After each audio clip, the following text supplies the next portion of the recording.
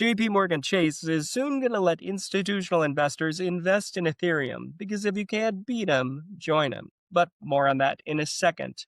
Welcome to Cryptocurrents, your weekly podcast about all things crypto, finance, fintech, from people actually working in finance, fintech, and crypto. No FOMO, no shilling, just people talking about everything you need to know to be smarter every week. Think of us like Santa's little helper. We're bringing you new presents each week and helping you get that Santa's big bag.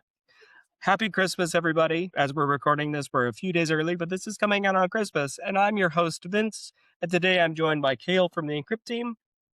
What's up? And Companies Carly. start.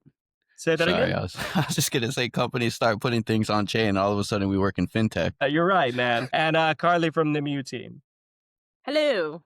See, I like to change it up every time. Sometimes I'm like, we're crypto and blockchain. I've never said Web3, though, and there's a reason for that. Dude, yeah, fintech scares me.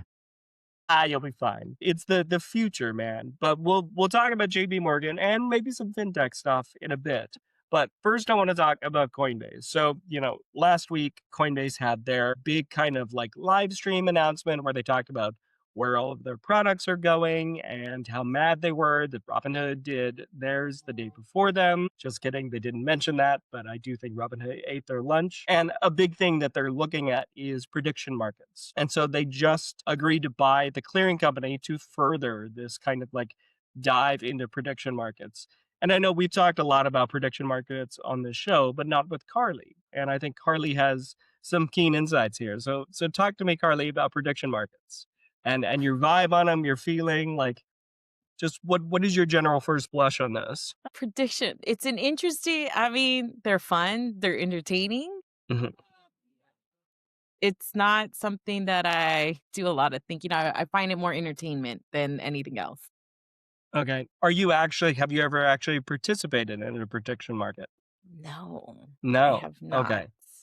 Do you see these in any of the apps you use or even on commercials? I'm trying to understand you see tons. Okay. I see tons. So I see it. What are you seeing? What can you think of the one you've seen? God.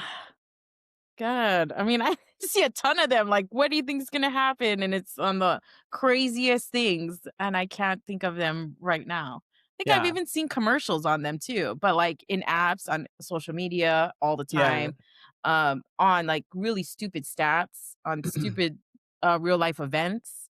Yeah. And on serious things too. But I mean, to me, it's just more entertainment than anything else. Okay, so you think it's entertainment. Do you kind of think of it as gambling, or do you think it's something more than that? Kind of where do you sit on this spectrum? I don't know if it's I never thought about it that much. I feel like it's gambling, but after reading the article more, it made me think about it. Like from my perspective, as someone that just sees it from a social media side, it was only entertainment, just like people laughing it up, and it's usually the results are usually the funniest ones where, the most randomest thing that they think is going to happen or the craziest, or even the truth that people don't want to accept that it's going to happen. But that's how I've always seen it. I've never thought about it that much more until I read the article. And then I was just like, yes, there you go. But Carly, you have 2 seconds to answer. Oh, gambling. God. Is it gambling? Yes or no? No. Damn. Fascinating. Okay. So if it's not gambling, what is it? Is it just for funsies? Or I guess I'll follow that up. So I feel like a big narrative, particularly Coinbase, who has like talked a lot about this recently, says like, oh, this is how you get true news. This is how you kind of get your finger on the pulse of what people believe and think. Do you think it's that, or is it just for LOLs? I think it's just for LOLs. LOLs. Like, LOLs. I honestly think it's for LOLs. Like, it's just like people on there. I never even thought about the financial return on it for them in that case. I just always thought about it as like, yeah, this is someone's taking a stat. I do think it's like a real life, real people out there sitting down. They got nothing, vested into it, just like whatever they feel, whatever they think that the stat, whatever they're voting for, and then boom. And it's a real life shot, really easy. You do it within the confines of your phone and you're done. And there's no like pressure. Honestly, I didn't put too much thought behind it before all of this. I mean, this just shows you Carly is far more pure than I and you are, Kale, because we're both like, yeah, it's gambling and it's Is horrible. it? Because 100%, dude. yeah, Yeah. like Okay, it's. I want to hear it. I want to hear the gambling part. I mean, so it's like, we're basically saying, oh, who's gonna win this football game? We're gonna predict who's gonna win this football game. It's a coin flip one way or the other, but then you've got the odds that are weighting like the returns on it and kind of the buy-in.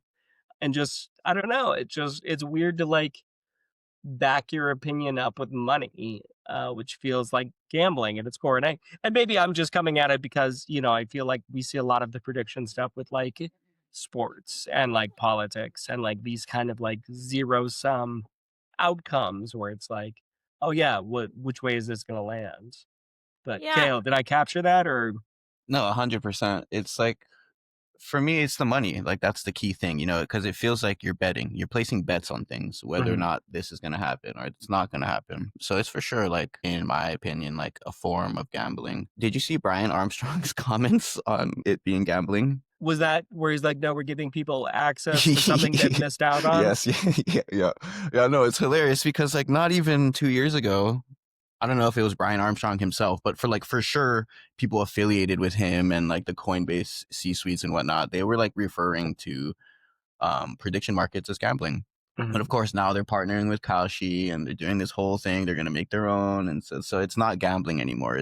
They're offering things to the American people for a way for the American people to get out. So I thought that was a hilarious pivot. Yeah.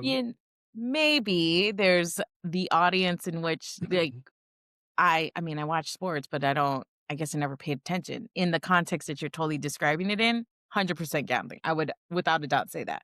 Dude, But like I honestly, guess go that's like ahead. always been my hang up about it is because like most prediction markets, when you go on these websites, they're predicting like sports events and Mhm. politics, which like to me is like very boring things. So it's like, I don't know. If they were prediction markets for like esports, I would be much more interested, like I would probably place bets on like Rocket League or League of Legends or WoW arenas. I'm like giving away my age right now, but yeah, I would like be way more incentivized to do esports than like regular sports and politics, which is like mostly what's available now. So Yeah. I'm not like anti prediction markets. It just like feels boring right now. Interesting. And so I guess because we've seen this trend, right? Like we've seen Robinhood has gone all in on this with their Kalshi integration. CNN is going all in with Kalshi or Polymarket. I can't remember which one. What if you guys future casted a little bit and said, okay, so we're trying to cram anything that has to do with money into our financial apps, whether it's Robinhood, whether it's Coinbase. What, as we look forward to 2026, is there anything dealing with money that you're like, ooh, this is kind of something that people aren't touching in these financial apps? I wonder if we're going to see that come in. And I know I didn't prep you for this question at all, so sorry about I that. mean, good question. I mean, the thing that's on the top of my mind is like the 9% yields, Mhm. because like those exist in places like Aave, and I don't know exactly what Aave is doing to pay that out, but to see that become more mainstream, like 6, 7, 8, 9% yield on money, to see that in like all these everything finance apps, that would be pretty cool. Something that I've always felt has been interesting, and we've seen like some apps dabble with it, but not really like lean in, is gift cards. And I've always been fascinated with the concept because it is money, right? Like that would be interesting if you could buy gift cards, And that could digital work or on chain. otherwise, on chain, but in your everything financial app. And it's always fascinating to me because gift cards have always kind of felt a little bit illegal to me. And the reason why I say this is I met a gentleman at a party once who was the head of gift cards for a massive company. And he's like, Sephora sells more gift cards than they do products at Sephora. And they sell more of these gift cards at grocery stores than anywhere else in the world because wives will go to Ralph's or wherever, buy their groceries and $100 Sephora gift card, and then it shows up on the credit card bill as you spent, $200 at Fry's or Ralph's and Oh not my God. $100 at Sephora. Insane, dude. Yeah. That was his story. Yeah, that was his story, and he was talking through, and I'm like, that's fascinating because it's like a weird way of using money in interesting ways. Hmm. And if we're and that's just kind of like one of the other things beyond yield that I'm like, oh, I could totally see, this kind of thing being in these personal finance apps just because it's a big part of money across the board. But Carly, did anything jump out to you as like, ooh, here's the next, financial thing that's gonna join in these financial apps, if any? I mean, gift cards for sure, because it is a cash, that's interesting. That story is interesting because there's a lot of stats on, how many, from a store retailer's perspective, how much actually gets redeemed after a gift card is purchased. Also that, So yeah. there's that element that they look at and what that percentage is and how much it actually costs them. Because a lot of time there's a good percentage of people that forget and never redeem. So having that all-in app that can cover all different types of financial channels, I definitely think is where we're heading. And it's interesting to see it converge and also for, see how it's like integrating more into mainstream and Mhm. mainstream banks, mainstream retailers, institutions, and how it's getting, and how it's being accepted and how Yeah, people, general public, are responding to it. That's always interesting to see. for sure.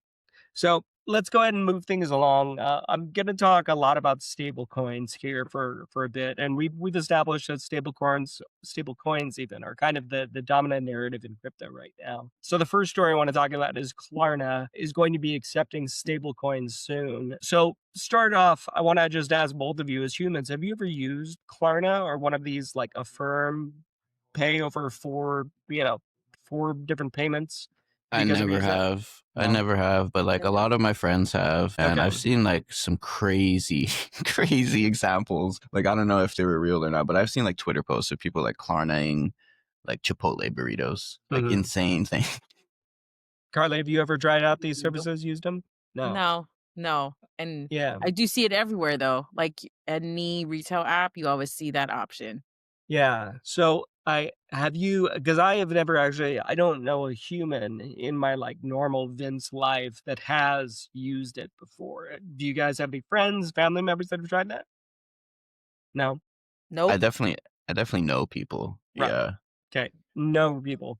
But yeah, so I mean that's interesting because I do think we've seen these huge like positioning of these buy now pay later services as being like this vital thing that has to be included at every checkout because it just has to be. And I just don't necessarily see people using it. Also, like it's obviously a highly predatory, right? These kind of things are just waiting for Mhm. users to mess up. So then I guess this leads me into the story about them integrating stablecoin support eventually.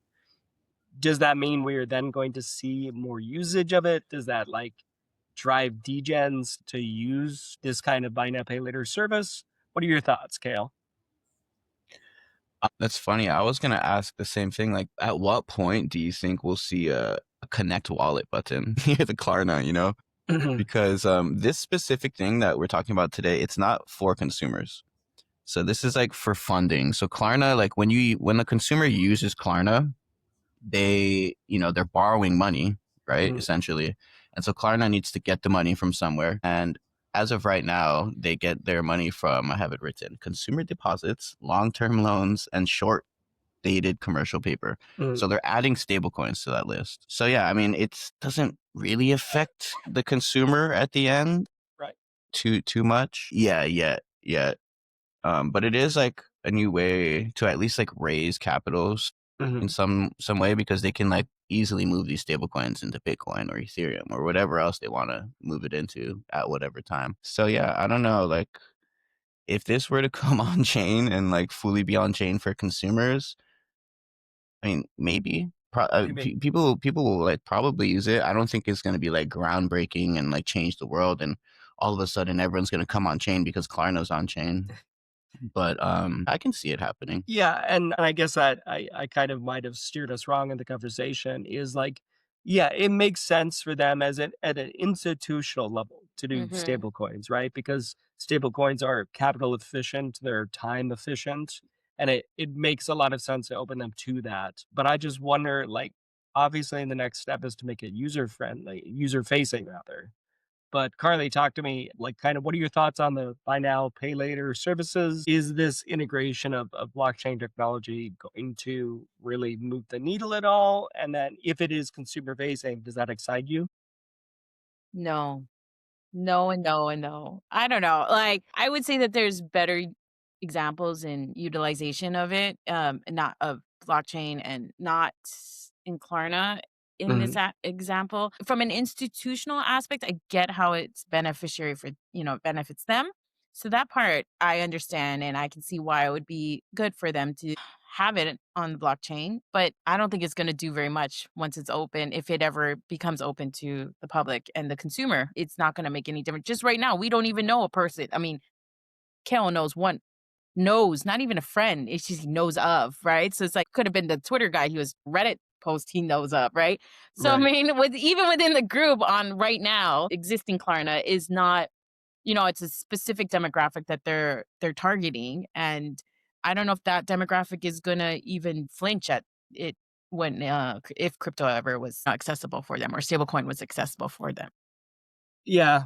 And I do wonder, like, at the end of the day, are we gonna see kind of this concept abstracted away from the user? Are we not gonna know that we're paying in stable coins even Mm-mm. though we are? a hundred I percent. yeah, 100%. Eventually, Yeah.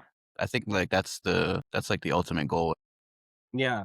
Oh, Something that speaking of benefits corporate, sorry, I was just gonna something no, that benefits more corporate than it does the user, because at the end of the day, it's the users at risk if they owe more money and corporate gets to make maximum, if not They're more making a amount. bigger They're cut. making a bigger cut. So it's one of those, it's another loophole for them to pad their bottom line, and the risk still remains the same for the yeah. consumer. No, that is an astute observation for sure. So, talking about abstracting things away, let's talk about SoFi, who just launched their own native stablecoin, SoFiUSD. Gail, talk to me about this. Dude, I'm Dude, so excited about this. So really? Holy shit. Okay. Say yes, more. so SoFi is doing it differently than other banks in the past. So like JP Morgan, for example, they like tried to launch their own L1, right? And it's like a private permissioned thing that like you need to KYC to get into. SoFi, which for years has been known as like the crypto native friendly bank anyway, they are building and launching their stablecoin right on Ethereum, which is obviously permissionless. So anybody can, take a part of it. Anybody can do all the things in DeFi with it. So yeah, it's cool. From what I read, they're trying to be like the Amazon Web Services of Mhm, fintech. So they want other banks to use their stablecoin. They're like want to like insert SoFi USD into like all the other banks. mhm. And yeah, I'm really curious to see like where this is gonna go, because if other banks follow SoFi, I don't even know how to say it. SoFi, yeah. If You other lived in banks, Los Angeles. How do you not know SoFi Stadium? dude, every time I see it, I just want to say Sophie. Sophie? Okay. But yeah, anyway, if other banks follow SoFi's lead, this could start like a war between bank stablecoins. Like, imagine a world where there's like Wells Fargo's coin on Ethereum and Citibank coin on Ethereum, and then there's like the non-bank stables, which is like USDC and Tether. Mhm. So yeah, like if other banks follow, like it's going to create a lot of tension between like already existing stablecoin infrastructure. So I'm curious to see how that's going to play out, Yeah. because like obviously the banks were gonna like from a cypherpunk utopian optimistic point of view, it's like, yeah, of course the banks were gonna fold, Yeah. and like this is like the first step. It's like, yeah, get them on chain, bring them on like on the permissionless Ethereum. So Mm. it's very excited to see how this plays out. What are your thoughts, Carly? Of all the articles that we, had in this one actually spiked my interest the most. I thought Okay. that the fact that they were getting on chain was the first step to opening a whole nother security. I don't know if that's the right word I'm looking for, but element to it that and it was just interesting to see that they were going to be out there and provide that option for users. So it's going to be interesting to see how it all comes together. But again, this goes back to the beginning, the integration of everything and how institutions are getting more involved and making that transition, capitalizing on the moment of getting on blockchain and creating those, getting a stable coin out there and becoming more a part of the industry or that market, the whole that market. So it's something that I guess I'm going to have to pay attention a lot closer to. So let me zoom out a little bit because we've talked about SoFi a few times in the last few months, and I feel like they've been making a concerted effort to get back into the tech of it all. And I'm a lot older than both of you, so I remember when SoFi was like the first fintech, and it was like really exciting and really hot and flashy, and then it just kind of like sat on its laurels.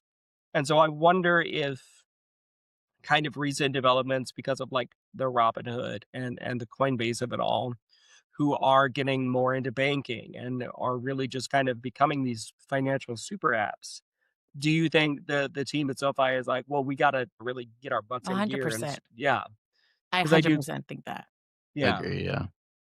And Yeah. I I hope mean, that it makes sense. good. Like SoFi, like if you're asking even a crypto native or like even better so, if you're asking somebody who knows nothing about crypto, like what are the best places to put your money? Like no one's gonna say SoFi. It's like people don't know what SoFi is. Only like people in the trenches, I feel like, know SoFi, or like people who are familiar with crypto are familiar with SoFi. But Interesting. yeah, I feel That's like they interesting. definitely feel the pressure and need to like play catch up. I think Carly and I want to fight you on that. Carly, go ahead. Yeah, Dude, no way. I don't know, it's a generational thing, but I definitely think that SoFi is just seen like I see it as more of the people know it as a financial institution that you not even related to crypto. They didn't see the tech. People don't associate it with tech. They wouldn't, and the fact that they're doing this is reemerging them as the brand that they may have started off as, but now as where they're trying to make sure they don't get lost and forgotten. So they're making this huge leap forward because honestly, I didn't even know SoFi was that tech oriented until recently because I just saw it as like another financial institution loaning out money. Yeah, I mean, and that was kind of all like I remember when SoFi came out, it was like, look, it's a bank Cool. on your phone. This is cool. And then, over the last 15 years, all of a sudden it's like, and SoFi is a great high yield savings account. Yes. And that is like it. That's kind of like they have nice buckets for your high Mhm. yield savings account. Then they're like, well, I guess we'll add a brokerage feature and I guess we'll, do this, that, and the other. And then I feel like they've just slowly watched their lunch get eaten. And then all of a sudden, Robinhood just comes out and starts kicking butt and taking names over the last year. And I wonder if this is a direct reaction to that. Not to be a Robinhood fanboy. Yeah, I mean, maybe I live under a rock. I didn't even know SoFi was a thing for 15 years. Like I didn't know they existed for 15 years. But I mean, I'm just saying, like, if you go around and ask random people, what are your top 5 most popular banks? Like, for sure, Chase Bank is showing up way before SoFi. Yep. Wells Fargo, there's so many banks that people are gonna say before SoFi. So, like, with that in mind, for sure, like they're definitely playing catch up to Robinhood and the others. Like I'm sure they feel the pressure and they're like, dude, we better do something. Yeah. Speaking of feeling the pressure, and you mentioned Chase, let's talk about JP Morgan offering institutional investment for Ethereum. Kale, kick us off. I don't even know how to feel about this, honestly. Like, it feels like JP Morgan is like announcing, it's like pre-announcing the announcement. Yeah. Because apparently, so it's not even live yet. This is just something that they're considering. So it might not even happen. And it's only for institutional investors too. So like, if Yeah. it does happen, then it's like it's only for multi-million-dollar institutions. So I don't know. I read this and I'm kind of like rolling my eyes. I can't tell if JP Morgan actually wants to do things on chain or if they're just like extracting somehow. I don't know. But Part of me wonders if like Chase just makes announcements to be like, how many clicks did that get? Okay, let's build exactly. that. Let's build That's what that. that's what it feels like, dude. And like also Don't you think that these institutions like JP Morgan have been like slowly accumulating for years anyway? I guess this is a different thing because this is like offering it to their clients. Yeah. But yeah, no, I think it's funny because Jamie Dimon was like the CEO or founder or whatever. He's like the main guy at JP Morgan. He was like super anti-crypto not too long ago, but now they're like offering crypto to institutions. So I don't know. Like every time I see a JP Morgan headline, I kind of just like roll my eyes into the back of my head. Carly talked to me about Chase Bank and how much you hate them as well. I mean, it's funny because it's like that. We were talking about when you were talking about SoFi and stuff. It's like that institution, physical institution versus a digital one. And this physical institution, I feel like they have a bigger to make moves and be more current. And in, JP Morgan being more like present in that digital space is a lot harder versus SoFi being, was born out of being a digital financial institution. They don't have that physical space. So it's just interesting to see the different approaches. And when I was reading the article, I was like, well, are you telling me to not take this seriously, but sort of take this seriously because we don't know if we're going to do this, but we might be doing it, but this is all preemptive. So don't be too serious about it. And I was like, dude, so exactly. I totally feel like it's all about, we're just trying to gauge if this is important enough. So if we get enough clicks, we're doing it. If not, crossing it, it's getting axed and we're moving on. I'm gonna need that soapbox cut for TikTok because that is brilliant, 100%. Carly. Brilliant. But that was my take on that one. That was an interesting announcement. Yeah. To say the least, yeah. And I do wonder, like, because it's nice to kind of look at Chase versus SoFi, right? Where you've got a technological first in SoFi, and then you've got brick and mortar first, like you alluded to, Carly, with Chase. How they try and make headlines differently in different ways. And I like to think that the neobanks and the technology first companies of the world are really the ones that move the needle. But that just could also be in my echo chamber, right? Because I mean, I for one, well, no, I'll say no, I think these neobanks do move the needle. Because I remember when I had to, if I wanted to buy $100 in stock on E-Trade, it would cost me $10. Like, I remember when there were commissions on stock. And I remember learning about that, like trying to use Fidelity, and it turned me off to investing for like 10 years. Absolutely. And then Robinhood came out and was like zero commission trading. And now every platform out there does zero commission trading. So I do think that these software companies, tech companies move the needle, and then the brick and mortar has to catch up. And I just wonder if we will see like some of these old school brick and mortars fail to do so.